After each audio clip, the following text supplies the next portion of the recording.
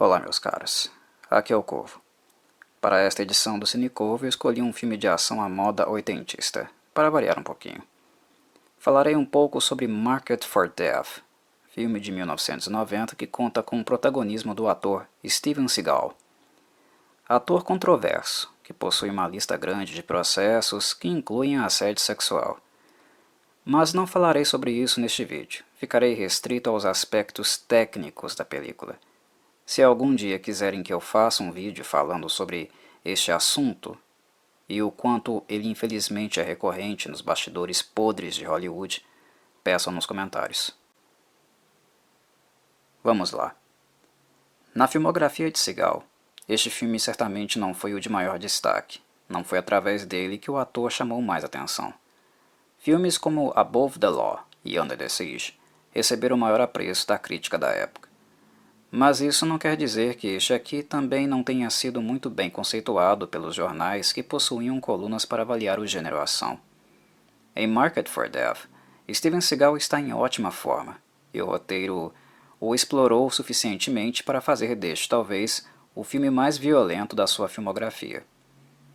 Market for Death talvez tenha sido o filme que mais assisti do Seagal, ao lado de Under the Siege. Eu revi estes filmes muitas vezes. E o motivo é simples. Ele entrega com sobras o que um filme deste gênero promete, de acordo com as características da época e os clichês mais comuns. Ele é um filme de ação muito frenético, que já inicia quente. Prossegue tirando um tempo para apresentar melhor os personagens, introduzir o vilão principal e sua aura exótica, e logo após, retorna à carnificina. E quando ela recomeça, não para mais. Será ação até o fim. O filme fica cada vez mais e mais intenso até o confronto final, um dos mais marcantes dos filmes de Seagal. Por não economizar na pancadaria, o que é algo que alguém espera ver quando assiste a um filme como este, o grau de entretenimento de Market for Death é muito alto. Quando o filme ameaça ficar enfadonho, logo em seguida ele novamente entra nos eixos, eleva a temperatura e recupera o interesse de quem assiste. Ele possui essa balança entre apresentar o frenesi, que um filme de ação promete, e fornecer algumas informações básicas, em momentos-chave. Com isso, ele evita que quem está assistindo sinta que está vendo apenas cenas de luta e troca de tiros, sem uma história por trás, uma maior contextualização. Quem dirigiu este filme foi um cara chamado Dwight Little, e honestamente, acho que ele fez um ótimo trabalho nesse sentido. Steven Seagal nunca esteve nem perto de figurar entre os artistas marciais mais interessantes do gênero. Embora o Aikido, a arte marcial que ele pratica, seja extremamente efetiva para a defesa pessoal, ela nunca foi das mais plásticas, visualmente falando. Não é um estilo compatível com o sensacionalismo, muitas vezes barato, que os filmes do gênero carecem. Comparado a alguns atores predecessores e outros contemporâneos da mesma safra, a performance de Seagal não é de saltar aos olhos. Mas é justamente por isso que avalio que a participação do diretor foi excelente, porque ele trabalhou para valorizar as características do ator, retirando dele o que de fato ele possuía, na medida suficiente para entreter e construir um filme de ação muito sólido. Ele não procura fazer de Seagal algo que ele não é, ao contrário. Ele investe nas suas características o máximo que pode, construindo assim um filme de ação convincente dentro do repertório de habilidades do ator. Atuando, Seagal sempre foi muito fraco, mas utilizando o Aikido cinematograficamente, ele era sim bem interessante. A forma como se defende, utilizando o ataque do agressor como arma contra ele, é algo muito característico da sua coreografia. Normalmente, o elogio para filmes desse gênero recai muito nos atores. Raramente quem trabalha com aspectos mais técnicos ganha alguma notoriedade. Mas eu seria bastante injusto se eu não dissesse que o diretor Dwight Little é realmente o maior destaque do filme. Se não fosse pela condução dele e a forma como ele dirige Seagal, esse filme não teria sido tão divertido como foi. Dwight Little é bastante desconhecido, mas ele dirigiu filmes como Free Willy 2 e Halloween 4. Sem falar em alguns episódios para a série de TV Prison Break.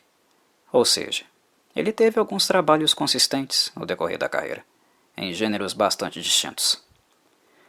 Mas falemos um pouco do filme. Seagal aqui é John Hatcher, um tira que trabalha para narcóticos. O filme começa mostrando que Hatcher é um tira bastante inconsequente, capaz de fazer qualquer coisa para prender os traficantes que são o seu alvo.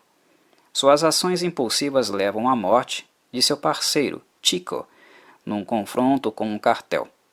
O filme já começa visceral, com os típicos clichês dos filmes de ação dos anos 80 e início dos 90. Muita troca de tiros, nudez e sangue espirrando.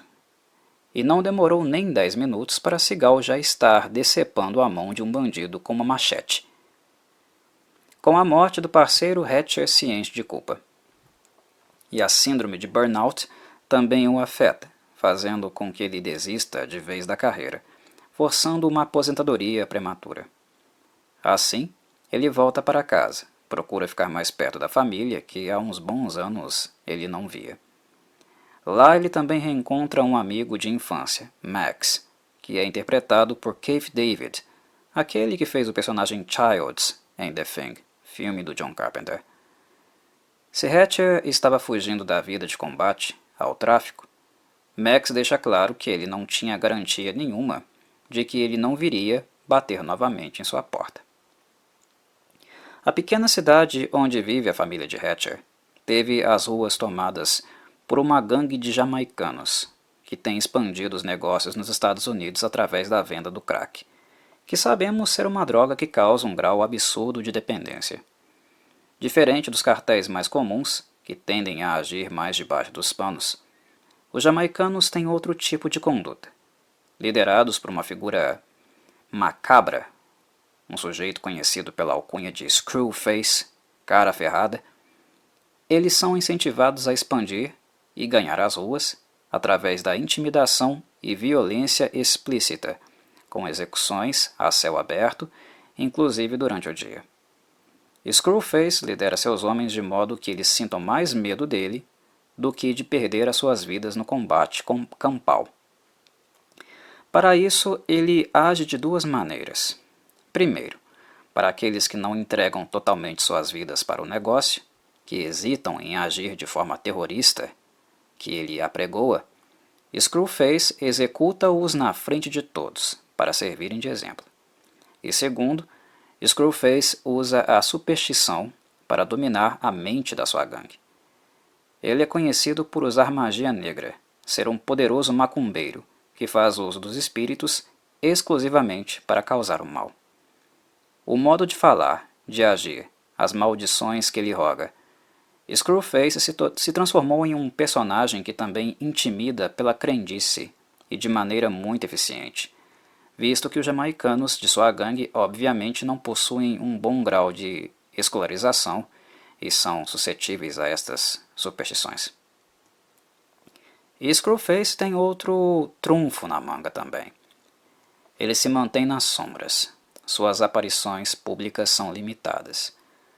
Apenas se socializa com os soldados mais fiéis, digamos assim. E em vários momentos o restante da gangue relatou ter visto Screwface aparecendo em 2 lugares diferentes ao mesmo tempo, o que aumentou ainda mais a superstição acerca dele. Este é um segredinho que será revelado apenas no final do filme. Quem assistir verá o que de fato está envolvido e como ele faz isso. Hatcher, mesmo avisado por Max, queria ficar longe dessas coisas. No entanto, durante um momento de lazer, tomando alguns tragos em um bar, os jamaicanos mostram qual é o seu modus operandi. Invadem o estabelecimento e atiram a queima-roupa nos membros da gangue de Tito Barco, um traficante rival, que estava perdendo o território para Screwface, visto que os jamaicanos eram mais numerosos e também mais destemidos. Hatcher acaba se envolvendo, imobilizando um dos jamaicanos e mandando-o para a cadeia, lugar onde o cara não ficaria por muito tempo, por ter costas quentes, gente graúda nos Estados Unidos financiando os jamaicanos, conseguindo armas e fazendo mutreta. E não é brincadeira o que esses caras usam. Fuzis, metralhadoras, espingardas, só armamento pesado, e sempre atirando a queima-roupa. O safado que os financia é Jimmy Fingers, que pagou a fiança do jamaicano e, assim, viabilizou a represália que logo em seguida Hatcher sofreria. Quem realmente paga o preço é sua família. Numa certa tarde, os jamaicanos passam de carro na frente da casa de sua irmã, metralhando tanto o lugar que, no fim, ele praticamente virou um queijo suíço. E neste assalto repentino, a sobrinha de Hatcher, Tracy, acabou sendo baleada na cabeça e ficando em estado grave, à beira da morte. Tracy é interpretada pela atriz mirim Danielle Harris, que fez Jamie no filme Halloween 4, que afirmei há pouco também ter sido dirigido por Dwight Little. Dwight gostou tanto da menina que arrumou uma pontinha para ela em Market for Death. E foi esta represália que colocou Hatcher de volta na ativa, mas dessa vez de maneira não oficial. Ele vira o típico justiceiro de fim de semana, um homem movido por vingança bem aos moldes dos filmes de ação daquela época, no formato exército de um homem só. Clichêzão, mas bastante divertido. Hatcher tem a ajuda de Max, mas honestamente ele está lá apenas para ocupar espaço. O filme é inteiramente centrado em Seagal. E aqui ele está muito bem. Perseguições de carro, tiros na cabeça, braços e pernas sendo quebradas a ponto de ouvirmos o osso estalando, luta de espada, cabeças sendo decepadas e por aí vai. Hatcher vira um verdadeiro carniceiro. É difícil dizer com precisão, mas creio que talvez seja o filme de Seagal que mais ele matou adversários, inimigos. É realmente muita gente. Para um filme do tipo, do gênero ação, deste estilo de ação policialesca, quem paga ingresso para ver, digamos que é o que as pessoas de fato esperam, e nesse sentido vai agradar. Mas se pararmos para pensar, esses filmes não deixam de ser caricaturais. Obviamente, a ideia do exército de um homem só existe em ficção. Uma pessoa sozinha jamais conseguiria dar conta de um quartel inteiro, mesmo se for o soldado mais bem treinado e equipado do mundo. E é hilário também como uma pessoa pode sair por aí matando tanta gente e nada acontece com ela, mesmo que os alvos sejam criminosos. É como se a lei não se aplicasse ao justiceiro. A polícia local trata Hatcher de maneira condescendente, não faz nada para evitar sua vingança pessoal. Sabem que ele está executando os traficantes e apenas deixam rolar. Sabemos muito bem que não é assim que a banda toca, mesmo nos Estados Unidos, e que este tipo de procedimento está longe de ser efetivo. Se todos pudessem fazer justiça com as próprias mãos, um monte de gente inocente morreria no fogo cruzado. Seria um verdadeiro caos. Mas, como eu disse, é um clichê típico do gênero. Todos que assistem filmes do Seagal, do Van Damme, do Schwarzenegger ou do Stallone sabem que é assim que as coisas acontecem, que é isto, uma premissa básica desses filmes. Sempre criar o personagem justiceiro com uma arma de fogo nas mãos. Para assistir esses filmes, é necessário que adotemos uma postura de supressão do juízo, que não cobremos realismo porque não é disso que eles se tratam. O marketing desses filmes nunca tentou enganar ninguém. É uma ficção policialesca bem ao estilo white trash mesmo. Se o telespectador entende isso, será mais fácil se entreter.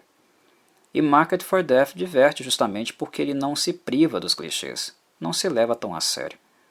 Graças a isso, e também à aura exótica e estranha de Screwface, ele se torna um filme visceral e de alta adrenalina, um dos melhores da sua época. A presença de um elenco de jamaicanos reais no filme é um aspecto também a ser ressaltado. O idioma oficial da Jamaica é o inglês, mas eles têm uma dicção própria. E ouvir o inglês jamaicano torna o filme muito mais crível. Os maneirismos e gírias correspondem de fato com aquelas que o povo jamaicano usa. Na parte final do filme, Screwface recua quando o cerco se fecha. Ele volta para a Jamaica. E Charles, um policial jamaicano, leva Hatcher e Max para o país para terminarem o que começaram. Essas cenas foram filmadas realmente na Jamaica. A trilha musical, tema do filme, foi feita exclusivamente para ele e é tocada ao vivo por Jimmy Cliff. Depois da morte de Bob Marley, Jimmy Cliff talvez seja o cantor de reggae mais renomado da Jamaica. A cena onde ele aparece se apresentando acontece numa espécie de clube noturno. Inclusive conta com uma jamaicana lindíssima dançando ao som da faixa principal, e é ela quem revela o segredo da magia de Screwface. Todos esses aspectos ajudam a ambientar o filme. Talvez o ponto mais importante a se destacar foi uma breve conversa entre Max e Charles. Max pede desculpas pelos seus preconceitos, por sempre ter acreditado que encontraria todos os jamaicanos de sunga e biquíni e por achar que todos eram traficantes. Um filme de ação nestes moldes certamente não tinha pretensões ou qualidades educativas suficientes para fazer críticas sociais profundas, e a maioria dos filmes do estilo não faz. O que eles fazem normalmente é o contrário disso. A maioria deles só reforça preconceito. E aqueles que conseguem fazer críticas realmente assertivas e embasadas, os filmes de ação que de fato fazem isso, sem dúvida acabam se tornando os melhores, os mais marcantes e relevantes do gênero. Mas apenas pelo fato de mencionar essa questão, um filme como esse, simples e bem white trash como Market for Death, é algo que o torna notório de certa forma. É algo interessante de ser visto, porque é muito, muito incomum. E por isso eu acho se tratar de um ponto importante de ser grifado. Nós estamos falando de um filme de 1990, de ação típico white trash, mas que mostrou a pobreza da Jamaica e que nem todo jamaicano é traficante e bandido. Enfim, é algo relevante. E não pretendo me alongar muito nessa questão ou em aspectos do filme. O resto eu deixo para vocês conferirem. Mas como eu mencionei anteriormente, Market for Death é um ótimo filme do gênero ação, dentro dos padrões e clichês de sua época. E, em minha opinião, um dos melhores do Seagal. Pessoalmente entendo que ele não seja o melhor tecnicamente falando. Creio que talvez Under the Siege seja o filme que leva esse troféu. Mas foi Market for Death o que mais me divertiu, por misturar elementos de ação com uma aura macabra advinda de um antagonista realmente medonho. Ter um bom vilão, um vilão que seja marcante, é sempre um atrativo a mais. É o que eu sempre digo. E em Market for Death é o caso. Vocês não vão se esquecer de Screwface. Ele é realmente medonho. Bom filme e um abraço a todos.